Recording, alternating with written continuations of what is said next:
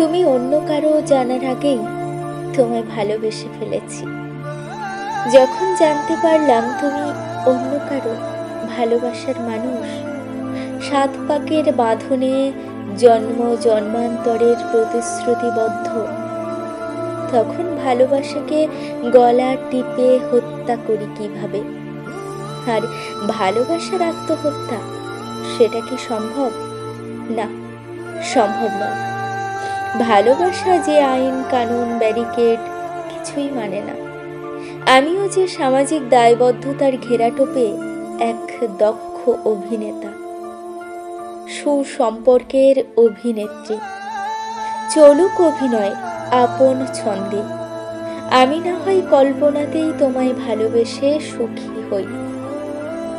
একটা ছোট্ট কুঁড়ে ঘরে আমাদের ছাই রঙের সংসার, তুমি আমি মুখোমুখি হাতের ওপর হাত রেখে, চোখে চোখ রেখে স্বপ্ন দেখি।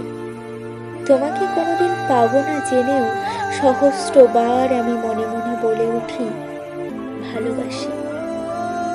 ওই মায়া চোখে চোখ রেখে কোনোদিন বলা হয়ে ওঠেনি আমি তোমায় ঠিক কতটা ভালোবাসি, আমি ঠিক কতটা তোমার মায়ায় বাঁচি।